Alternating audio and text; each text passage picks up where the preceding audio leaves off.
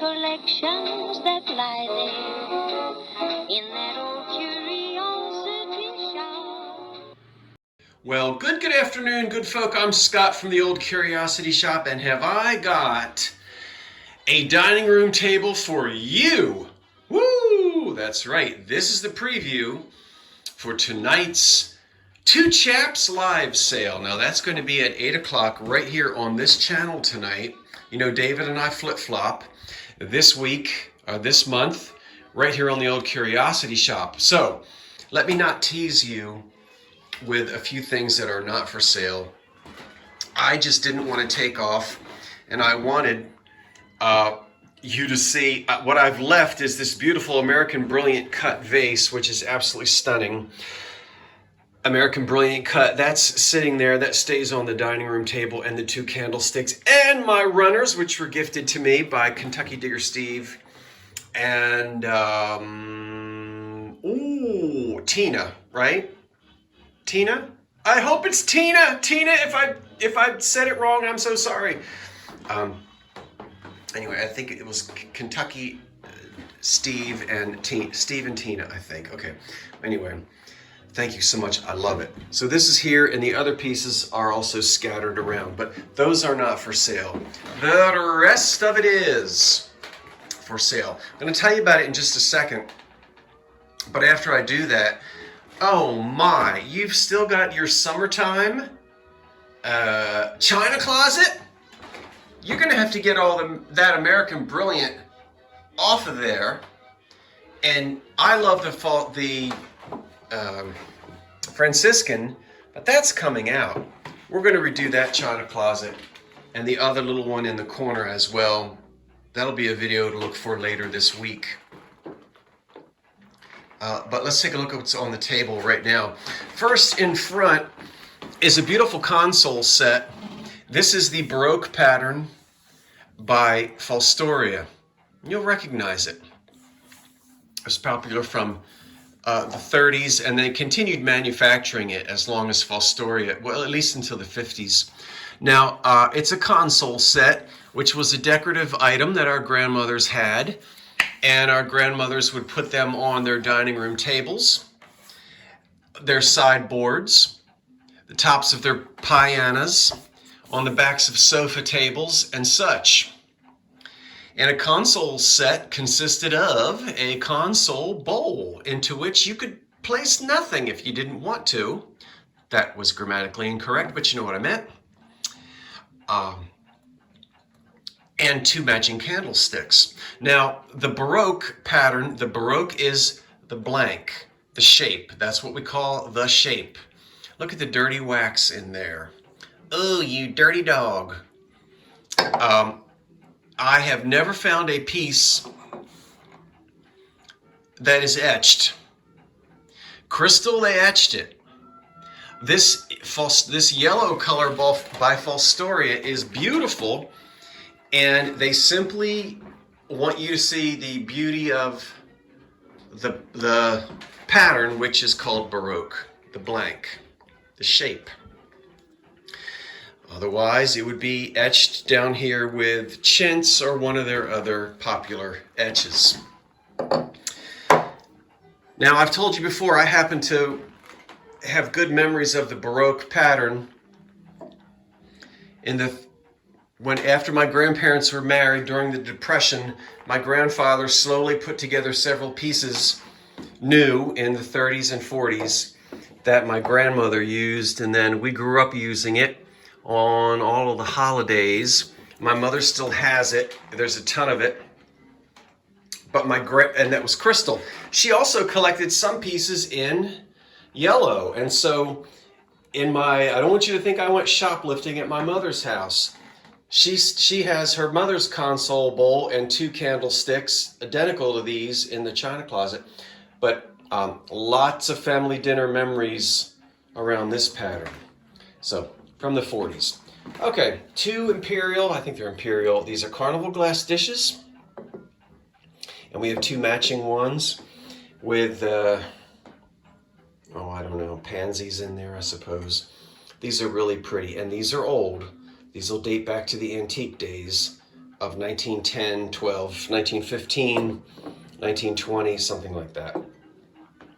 Blingity bling bling bling. The quality of high Z, these are unmarked, but most of your glass companies in the elegant era would make sort of a colonial pattern with Bobesh. Now these could be Falstoria or anybody else, Cambridge. We can unscrew the tops. It looks wobbly. It's really not. This is the way this was made.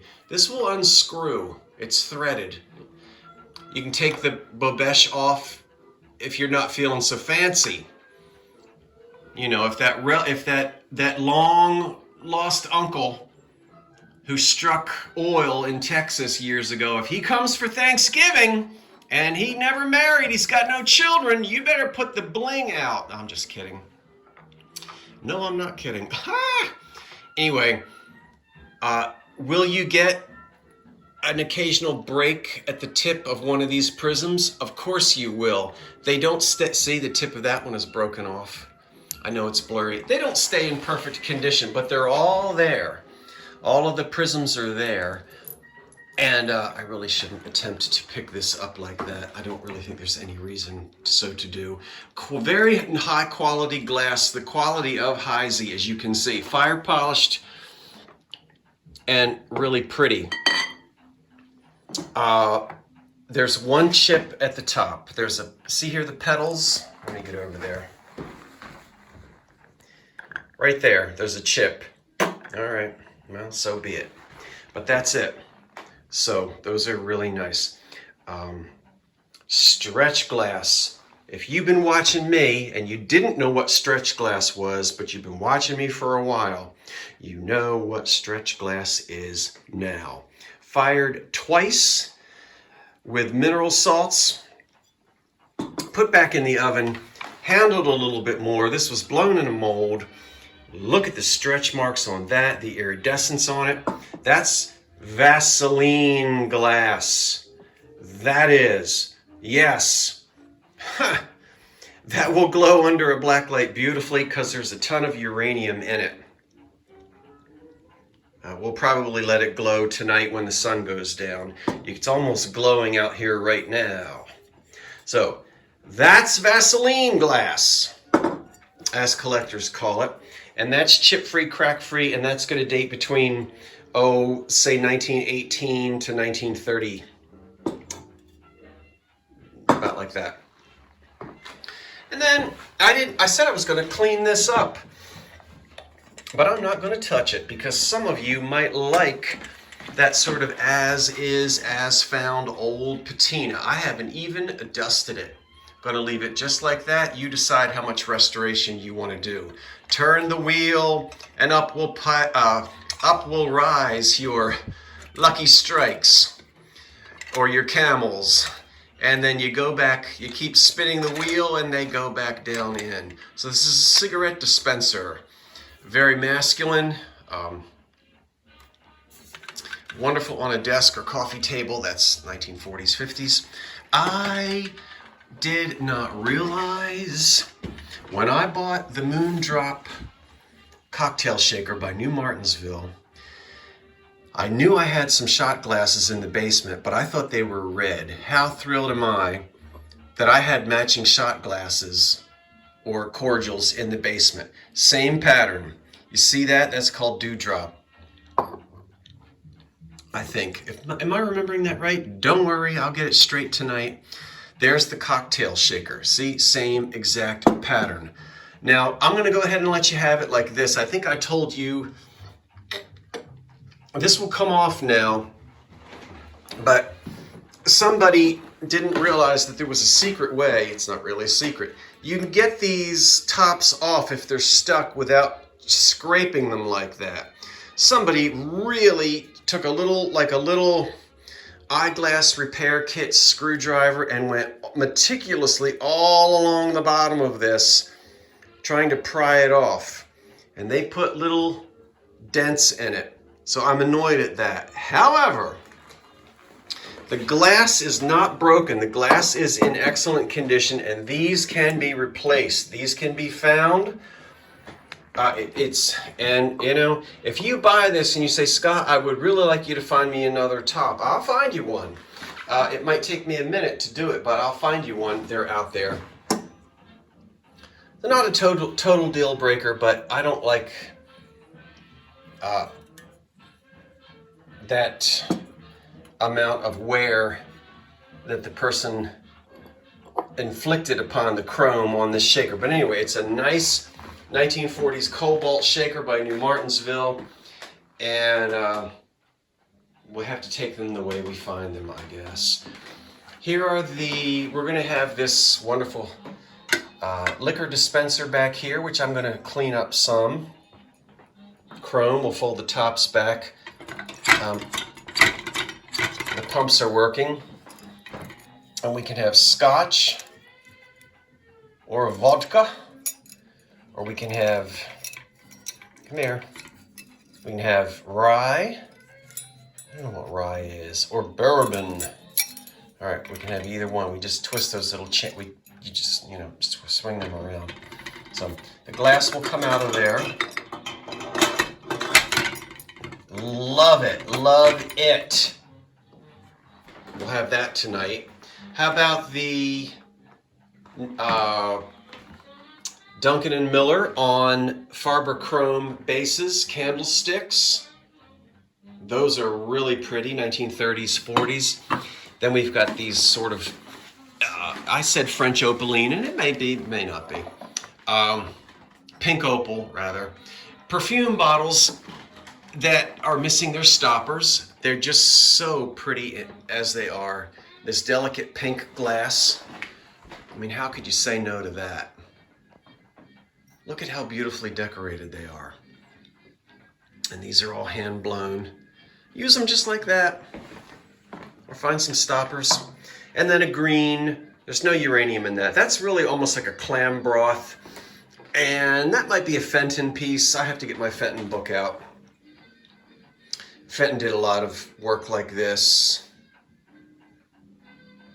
So did Westmoreland. So did a lot of the glass companies in the 30s. So that's chip-free, crack-free. That's an old one as well. And then somebody got the console bowl to these. I can't remember who. I know that I had the console bowl that matched these, and I sold it not too terribly long ago. And then last week, lo and behold, I find the matching candlesticks. So I don't know if you're out there and you bought the console bowl. I'm happy to tell you that I now have matching candlesticks to go with it. I don't, these are from the 30s, and Lancaster Glass, Imperial Glass, Indiana Glass, one of those companies manufactured those. And this is that paint, that waxy, licoricey feeling paint. Black enamel underneath, blue paint on the outside. As I said, they would have gone to the console bowl. So we've got all of that. I think I covered everything I wanted to cover here. The wonderful glass candle holders with their prisms, and they're all complete. The carnival glass. How about that Vaseline glass back there, that candy dish? The cigarette dispenser. The cocktail shaker. The Fostoria console set. The 1930s candlesticks. That beautiful, beautiful pink opaline. The candy dish in the jade or jadeite or clam broth, really clam broth, because it's watered down. It's kind of like skim milk, you know, with a little bit of color to it. The liquor dispenser back there, and these two wonderful, almost abstract, a flame in the middle maybe, and 4 light candlesticks there on chrome holders made by the Duncan & Miller Company. I'm holding on to this bad boy until we decide to do a American Brilliant sale, and I don't have that on the books just as yet. So stepped on an extension cord. That's the problem in this house. You know, an old house has about 1 outlet per room and then lots of extension cords. Okay, folks, that's it. What'd you like? What didn't you like? I may add a few more things tonight. It all depends on how fast David and I can sell. We're usually pretty fast when we do our selling. That's the way we roll. And I just want to thank you so much. Can't wait for you to join us tonight. And I'm sure David is going to bring some hotsy-totsy, hot and tot items for you to buy at tonight's live sale. Until then, tonight at 8 o'clock right here on this channel, I'll move around to this spot and let you see the rest of it. And I will say so long for now. Wait for the cat and we'll see you tonight. So long for now. Boom.